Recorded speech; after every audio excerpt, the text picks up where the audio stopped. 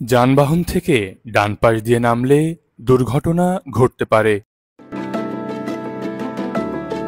যানবাহন থেকে নামার সময় বাম দিক থেকে নামতে হবে।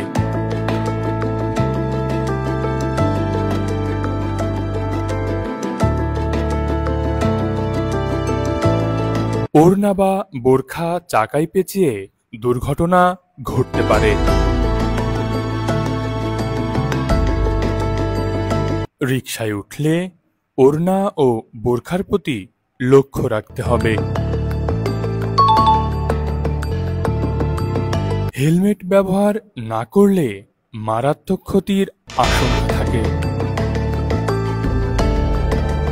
নিজে ও সন্তান উভয়ের হেলমেট ব্যবহার করা উচিত।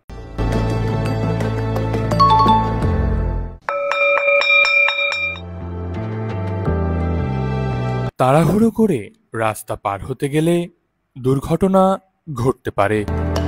দৌড় দিয়ে রাস্তা পার হওয়া যাবে না। রাস্তা পারাপারের সময় ডানে ও বামে যানবাহন আসছে কিনা দেখতে হবে।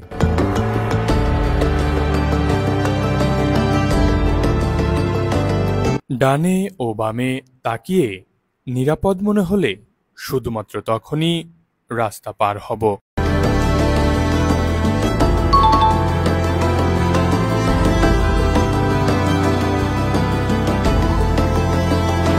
রাস্তার বাম পাশ দিয়ে হাঁটলে পিছন থেকে গাড়ি ধাক্কা দিতে পারে।